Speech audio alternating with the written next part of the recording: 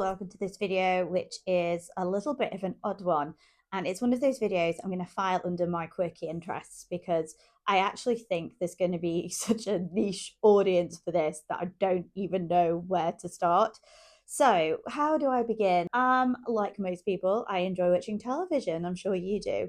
And growing up in the UK, I've been on a very healthy diet of British dramas for a substantial amount of time. You name it, I've watched it. And, I love a good period drama. Watching the 1995 version of Pride and Prejudice with Jennifer Ely and Colin Firth I remember thinking, what a brilliant series, so compelling and so engaging. And there's been many series as I've grown up that I've enjoyed watching as a UK television viewer. And I do think we in Britain create some interesting dramas, be it, Sherlock, Doctor Who, as I've said, period dramas. And even though it's an American produced, Bridgerton probably has a little bit of, a quirky Britishness to it that we could talk about here. So I like a drama, and even British soaps, we're very much about realism here in the UK. And we love to look at everyday life and the mundane in our TV series, and dramas reflect this. And certainly 40, 30 years ago, British drama was absolutely amazing. And I still think there's some amazing British dramas now. I just think the rest of the world has caught up and perhaps exceeded us in some aspects. But we're not talking about that. Is not what this video is about. And I've kind of gone off on a tangent. So what is this video about, I hear you cry? It's actually a little bit about East Asian dramas, particularly K-dramas and J-dramas, and what a British viewer can get from them. So I will talk a little bit about this very quirky little topic and how I've kind of mashed it together to make this Brit drama meets East Asian drama. So if you're interested in K-dramas or J-dramas or a British woman's take on K-dramas and J-dramas, then stay here and see if there's anything for you. If not, I'll see you next time because I'm sure there'll be another quirky deep dive on something else that you might be interested in. So let's get to it. This video potentially could end up being incredibly long, so I'm going to try and be succinct. So that's easier said than done when you're me. But the first drama that I ever really watched was from a very young age, was a TV series called Press Gangs, starring Julia Sawalha and Dexter Fletcher, a British drama aimed at teenagers. And that's something that Britain was really good at. Grange Hill, Biker Grove, I'm of that era. And if you don't know what they are, go and have a little scan through YouTube or some retro BritBox, and I'm sure they will come up. Press Gang was amazing, and I think quite ahead of its time. I mean, if you watched it now, it's very late 80s, early 90s. However, some of the things it covered as a very, young child sort of growing up, I thought, they handled some things really well, like a hostage gun situation, a terrorist attack or a bombing explosion. I don't think it was terrorist. I think it was a gas explosion. Really good things and really very cleverly done. And I do know that the TV writer was a teacher who wrote that. Gotta love those teachers, were great. And then obviously went on to produce other TV series. But it was probably the first thing that I really got me interested and hooked on TV. And then obviously I've watched a wealth of things. The Split in recent years has been a brilliant TV series that I found really interesting and quite compelling. It's a Sin, a brilliant TV series that absolutely stuck with me for quite a while. Normal People, again, based on the book, but the TV series really well. And I think it, again, resonated quite well globally. So, in Skins, I grew up watching Skins and, sort of early youth culture experiences. I think British television is very good at capturing them. So there's loads of British drama. There's so many. I can't even list them all because it would just take us too long. So what do I like about British dramas and what will British viewers expect in a good drama? So we like emotional restraint. We feel emotions, but we feel it quietly. It doesn't have to be dramatic or sentimental. It's kind of there.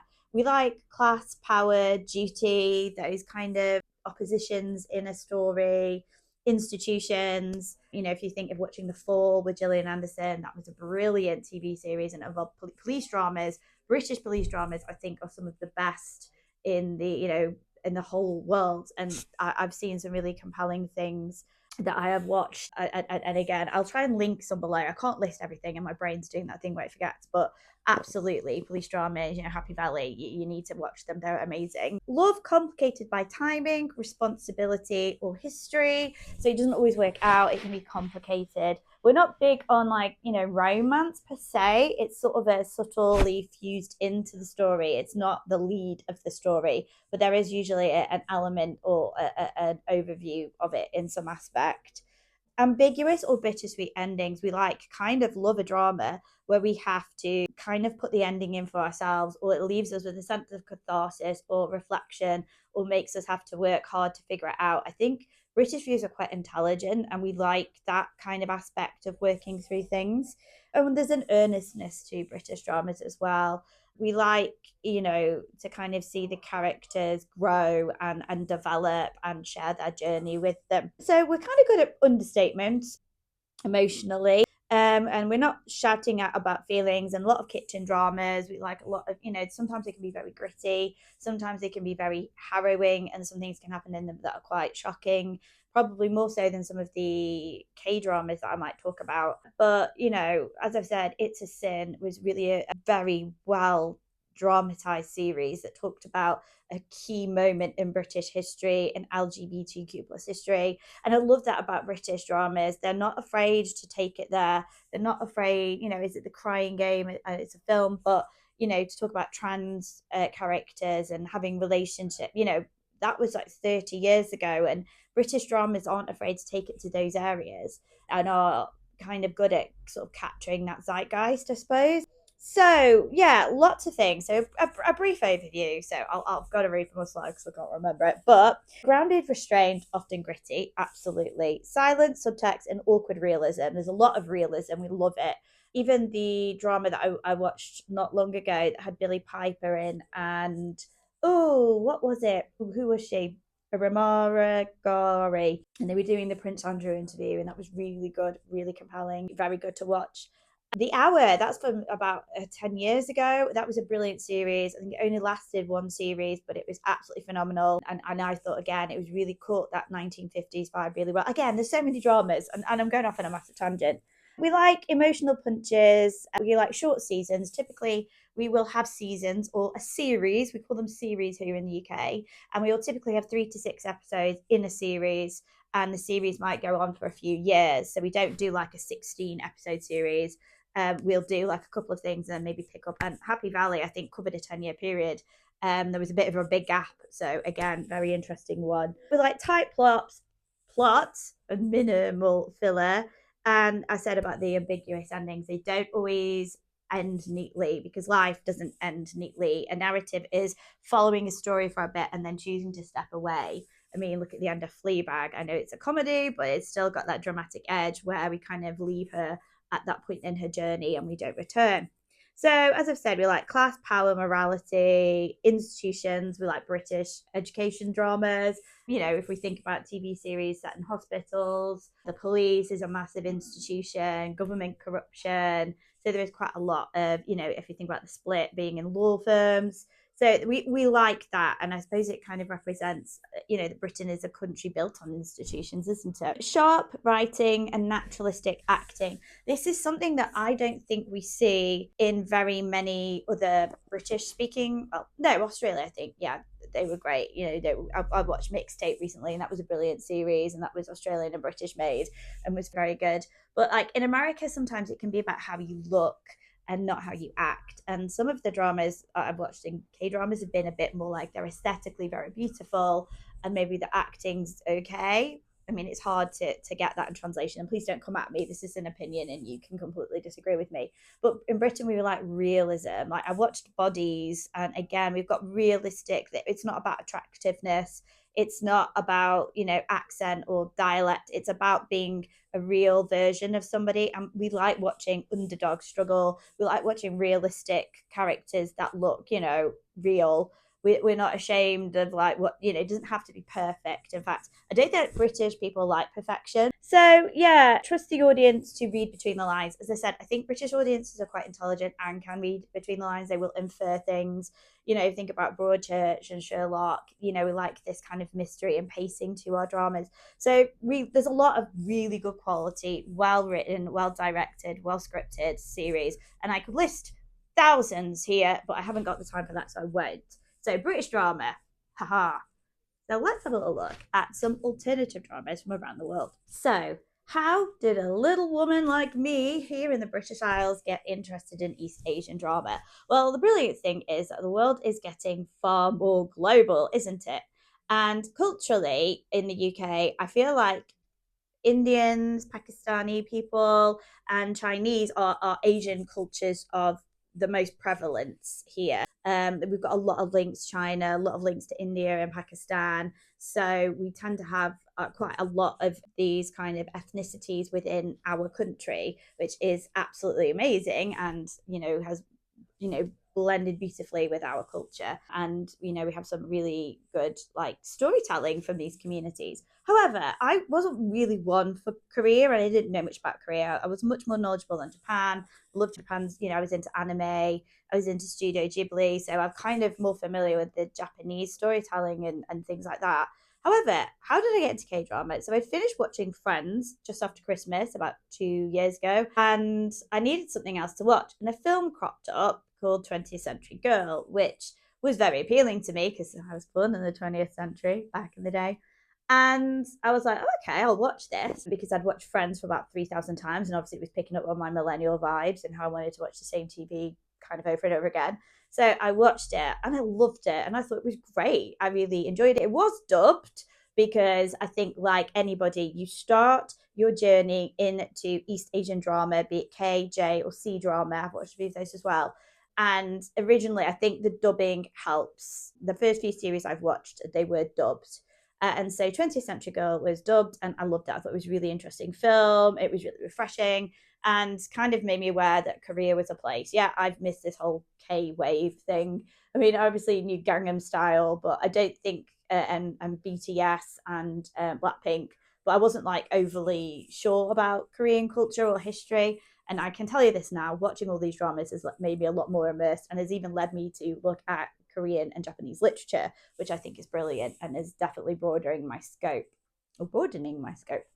I then moved on, or the recommendation after that was a TV series called 2125 or 2521. 2521? Anyway, that. And obviously, you can see the connection there because my little algorithm on Netflix was like, hey, if you liked watching these coming of age TV series about a girl in the beginning of the end of the 20th century, beginning of the 21st century, you're going to love this. And I did. I was hooked. I stayed up. I was watching them till gone midnight, even though I had work the next day. I became really invested. I loved the humor. I loved the storytelling. I recognized aspects of the era because I myself was a teenager. This was kind of similar age to me. So there was very interesting to kind of look at that aspect. And I loved My Big Fat Diary, which was a British TV series that kind of covered the similar time scale. And therefore I could see that those correlations between like British teenagehood and Korean teenagehood and coming of age. And you learn a lot of things like, Koreans go to school for a lot later than maybe British teenagers do, that drinking ages are higher in Korea. This idea of dating in 100 days, first love. I learned a lot about the financial crisis in Korea, which obviously got me interested in learning about what Korea was about, because obviously I think of it as a very developed country and probably the most developed country in Asia. So yeah, there was a lot of really interesting stuff about it. And what did I really enjoy about them? The emotional sincerity, the kind of cultural storytelling. The thing that made it really unique and interesting to me was the Koreanness of the TV series. It was very much a product for its own culture and its own people, but was able to get me interested. There was big feelings, a really cool soundtrack that I kind of liked as well. There's some drama in it that, the comedy of this series was absolutely amazing. And yeah, it was a strong narrative arc and there was this nostalgic vibe to it. It was set alongside COVID-19 and, a daughter finding a mother's diary. It was just brilliant and I really loved it. And I really enjoyed the characters. And Kim Tae-ri was, just really compelling. I mean, she was 30 playing a 16, 17, 18, 19, 21 year old, but she did it really well. And I think that's the thing about Koreans, they can transpose lots of different ages. So that was really good. And then obviously I got hooked and I moved on to watching things, Business Proposal, which was kind of more of a comedy and was a bit more humorous. But then there were some really compelling K dramas that I'm going to link now because the next part of the video are K dramas that I think would resonate or be of interest to those people who love British dramas. So this is the niche hybrid. Are there any more of me out here? So maybe you're international and you watch a lot of J dramas and you want to see, okay, what all the dramas are there out there. So let's have a little look at my kind of overlapping and Korean and J dramas that would appeal to a British audience, I think. Okay, I love how when I film, we end up at like several different heights and different things. You can sort of, my continuity is not great, guys. But this is just some woman in a house filming in her house, so we don't expect brilliance, do we? Well, at least I hope we're not expecting brilliance. So British people love understatement, emotional repression, and staring out of windows thinking about what might have been. So why are we quietly obsessed with Korean dramas? I think a lot of people are, and I think a lot of women are obsessed with Korean dramas as us women. Is there something else going on here? So I came for the subtitles, but stayed for the emotional devastation. And basically, it's like EastEnders, but with better lighting and non kind of stuff going on there. No fights in the same way. It's just been an interesting ride, really. So, what are the dramas that I would kind of recommend to anybody, I suppose? Well, I suppose this is like, what did I find? So, I'm a British viewer who has consumed quite a lot of K dramas now, and some I've loved. And I kind of noticed there's a cycle for me. If I can get through the first five, I mean, it depends. Some of them I've got to the first five and thought, oh my God, and then it's lost me. Then the next hurdle for me is getting to episode nine. If I get to episode nine, usually it's a pretty good one. And then sometimes it loses me. Sometimes I get lost episode 12 or 13. But if I can get all the way to episode 16, because typically the K dramas tend to be 16, J dramas not so much. J dramas have a little bit more variance. It's a good one.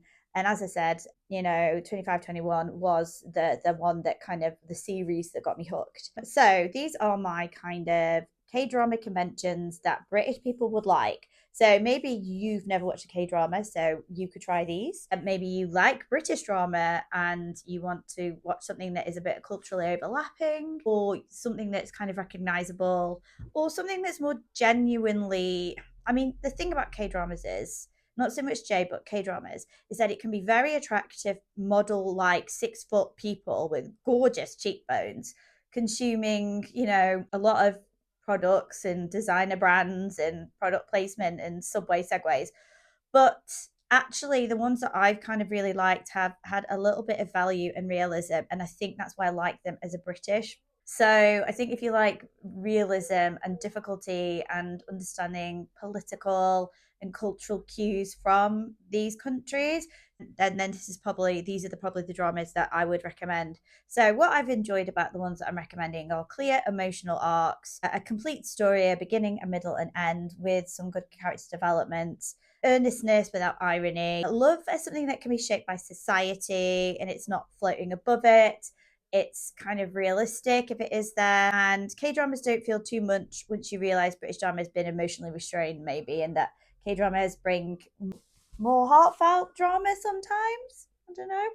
Less violence sometimes, although it does depend on the drama, as I said, like anything. So let's just go into the ones that have kind of like touched me. So the first, as I said, was 2521, but My Liberation Notes was beautiful. And I can't believe what a great drama this was.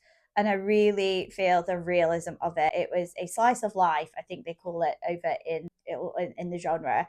And it was brilliant. It was about 3 siblings, the mysterious Mr. Goo, striving to outgrow your parents and your class, which again would be brilliant for a British audience. And Mr. Goo was a little bit of a fitty. I mean, Sun Suko, definitely. He played his character so well. He was a flawed individual, suffered with alcoholism. There was a cold attachment to him. He was obviously going through something, and we watched him heal. The liberation notes of the realizing that life isn't always this amazing depiction of what we see on screens, and the reality of the mundane, boring, day-to-day life, the struggles to get a part-time job, because they covered kind of the work ethic in Korea. It's like a very different kind of work ethic to maybe we find here in the UK, or actually we're probably starting to replicate here in the UK. I also love Snowdrop. So this was love against the backdrop of, that lovely North-South Korea divide, that communism versus capitalism set in the 1980s. And, again, I think it was a little controversial in Korea. when it was watched, and probably didn't fare that well, but internationally, I think it's done really well. And again, I thought it was politically interesting. I learned a lot about sort of political agendas. I mean, there was a lot of comedy in there, and then there was some kind of, difficulty. Crash Landing on You, loved that one. Again, there was that North South Korea, which is a really interesting divide. And I suppose in Europe, we kind of maybe, or I recognize it from understanding like what was happening in Germany in the 1980s and that Berlin Wall and stuff. So to have a place in the world that still has that, and to see how after half a century, over 70 odd years of a completely different cultural, like the countries have diversified so much that I don't think there is, that their cultures are going to be wildly different now, but actually the similarities and the commonalities of the Korean people can still be the same. So there was something very enjoyable about watching that. And then Something in the Rain, again, that this talked about that sexual discrimination, the sexism in Korean society. It's a patriarchal society. People aren't really that LGBTQ plus kind of orientated. There's a lot of like pressure to please your elders. A lot of things that I learned about this, people still living at home until their early 30s, which I don't think we tend to do in the UK. Like we're more willing to get out of the house as soon as we can and sort of start our own life. And I don't think don't get me wrong, I think we respect our our seniors and our elders, but I actually think we've given more autonomy to think for ourselves. And I suppose, is this a British cultural thing? Is this a European cultural thing? I'm not sure the difference there or why it exists, but sometimes I found these dramas frustrating because I was like, I couldn't navigate some of these experiences or be that type of person. Don't think I'd go down very well in Korea. Sorry. But yeah, it was still really interesting to watch. So yeah, some really good dramas that I definitely recommend, and I'll just touch on why I recommend them in a little bit more detail in the next video. So to stop this being completely a K-drama video, I had to throw in 2 J-dramas. I've watched a few J-dramas, and I definitely think they're a bit grittier and a little bit raunchier. Like these Japanese people like a bit of sexy drama, which I think I kind of like. And the ones I've watched maybe are a bit more adult. To be fair, one of them is very much a hybrid, and I'll explain that later on in the video. So, where is the difference between J drama and K drama? So, there's more ambiguity, I think, in a J drama, and there's more restraint and internal conflict. Some of them are as quirky as anything that I could even dream up myself. I mean, I watched one where a boy pretended to be a dog and fell in love with the owner. I mean, great. I did really enjoy it actually. And again, there was a lot of stuff about culture and things. Seen a lot of J dramas of teachers and students and age gap relationships. So I do think there's a lot of, I mean, my impression, this might not be what Japan is like, but they do seem to like an age gap relationship, young boy, older woman. So again, maybe that just replicates what I've been watching. And sometimes there isn't an emotional resolution. It doesn't always clean up. So again, I think there's a Britishness to some of that I've kind of liked. And Alice in Borderland's probably one that is most well known, or kind of, was very interesting conceptually and very compelling. Again, a lot of J dramas can be based on fiction, and that makes it quite appealing, and it taps into like the ideas and cultures of Japan, and learning again about the sort of structures, the home dynamics, educational peer pressure. There's some really interesting things that I've learned from watching them. Whereas Korean dramas offer more emotional catharsis. Like you kind of feel like you've released something when you finish watching them.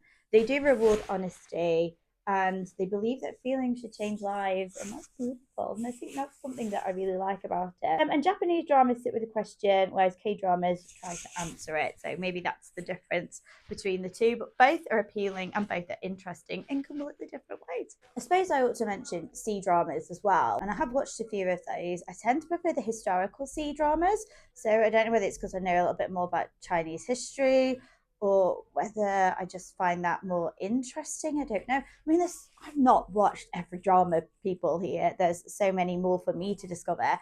And I'm sure there are things that, I'm going to come to love and enjoy, that maybe there'll be an update video at some time. But yeah, I just find it very interesting. And the dramas that I feel have really resonated with me, as I've said, are Crash Landing into You, and Something in the Rain, 2521, My Liberation Notes, I think, are just slice of life dramas that are really interesting. And then Alice in Borderland was just a kind of interesting concept and constantly kept me thinking. And sometimes I'm, in the era of television being dumbed down, it's very easy to kind of confuse or not find it stimulating enough. Like, the thing I like about these dramas, I think, is that now I can completely watch them in their native tongue and read I've become well versed in the subtitle. I think I have to concentrate and I have to pay attention. Whereas when I'm watching English language dramas, I kind of will doom scroll a little bit or my concentration can wane. And I think we are dumbing down a little bit some of the media that we're watching. And I think I've shared that in a video that script writers are now getting really blatant. Like, this has just happened. Oh my God, what do you think will happen because of it? It's become very obvious. And I think I'm an intelligent viewer, as I think many of us are. And some of us have grown up not needing to have it dumbed down for us. So the fact that I'm watching these dramas and having to work on it and having to read subtitles, I think just gives me an added pleasure. Plus, I'm getting, quite good at, a few J and K words here, missy that kind of thing. Sorry if I pronounced that bad. Please don't slate me. I'm doing my best here, people. So, yeah, and I think that those series are, if you're interested in British dramas, are dramas that you're going to really enjoy as a pathway into maybe watching more international things. And there's a world of international drama, isn't it? I've not watched any kind of African dramas, or South American dramas. I've obviously seen a lot of European TV series and films, and we get a lot of those here. So, and it's kind of similar culturally to what I'm used to. So, yeah, there are some, I think it is nice to kind of broaden your scope. And I think that's what I'm trying to say to you guys. So, the final thing or the final series that I'm going to talk about is something that I think is the favorite thing that I've watched in the last few years. And it is a Japanese and British fusion drama. And I would like to see more of these, please. I don't know if you're a production company out there or a scriptwriter or anybody, but I would love more series of cross cultural connection done as beautifully as this series. So I don't know if you know what I'm going to say next, but let's have a look at the series that completely, I think, is a brilliant headway into discovering J drama in particular and moving into K drama. Okay, so the drama that I think is the best thing I've seen in TV in a while, that brings together that Eastern and Western fusion, or particularly that Japanese British fusion, was Giri Haji, which was Duty Shame, and it was brilliant. And it was co-produced, British BBC, and I think the Tokyo Broadcast Service. I'll have to check that and correct me somewhere if I'm wrong. And it was just the best thing I have watched. It was gritty. It was police drama again. British, we do this well. We follow our protagonist as he, chases across the UK to find his brother who he thought was dead. His daughter ends up over there. His father is dying. His wife is frustrated and trying to hold it together. We've then got Callie MacDonald, the Scottish Jewish young woman, dealing with the consequences of her choices. And that, again, duty versus shame, the things that we do in the line of duty. Again, that's another good series, actually. I ignore that, drop down. We'll come back to that. But this idea of duty and shame, and like, we're not always kind of black and white. There is a grey nuance in the middle. And it was just brilliant. I loved it. And wow, they left it on a bit of a cliffhanger. And we will never, ever get a second series, apparently. And it was from 2019 and it's now 25, closing at 25. And my God, I would love to see where those characters are now and how things kind of translated. So it sits right at the intersection of what's good about British dramas and what's great about East Asian dramas. It deals with honour, shame, silence, crime, class, and institutional failure, as well as a little bit of, Japanese criminal underworld, and gangsters, some really good things in that. So this is kind of tearing families apart across borders. There's a gritty realism, there's a struggle, there's giving in to your kind of desire. It just had everything. And there was one scene in it that just completely froze the reality. It was just great. I just loved it. And I thought it was brilliant. So why it might make sense to British viewers who like K-drama, so if you're a K-drama Brit, it's the shared emotional DNA with K-dramas. And no, it's not a K-drama, it's a JB drama. And it was just amazing. It was in two languages, and I loved that aspect of it. I loved the use of the Japanese, loved the use of the British, the English language. I just thought it was amazing. There was a lot of family obligation over personal happiness, which is something I think British audiences like. Love expressed through sacrifice and not words. The actions speak louder than the words here. Violence as emotional consequences and not just a spectacle. The violence is used effectively, I feel. Earnestness without sentimentality. You know, the characters dealing with their own inner demons and kind of reflecting on their own lives and their own choices. And we understand the repression, I think, as a British audience. We understand the inherited guilt.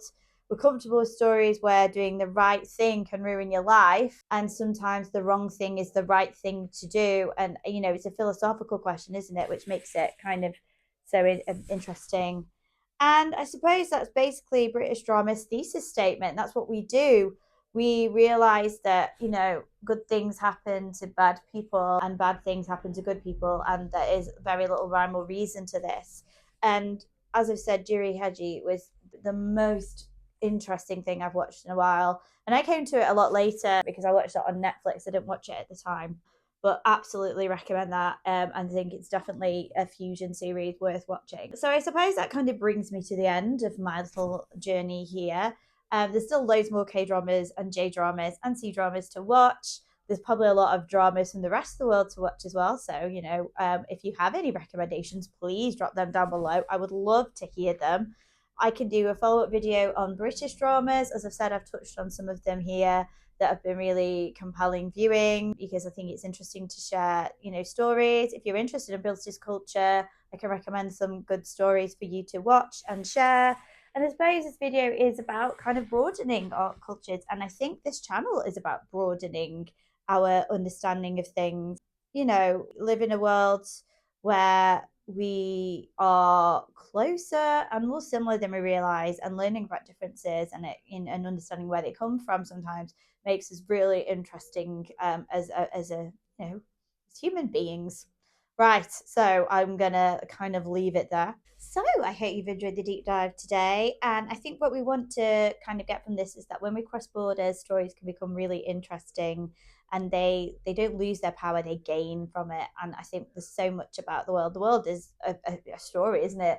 And human beings are compelled to communicate through stories. So, as I've said, if there are any dramas that you recommend or think that I would enjoy based on what I've shared with you today, please feel free to comment below. Again, if it's literature or books that you think I would enjoy, feel free to share them below. I'll probably do a follow up maybe with some literature, you know, because I'm sure there's some avid readers out there who maybe watch this channel. Tell me what you'd pair, you know, with some of these dramas. Have you got any recommendations within the J or K drama world for me? And I'm always happy to hear from you. So I'm going to leave it there for now. Ta ta for now. Bye.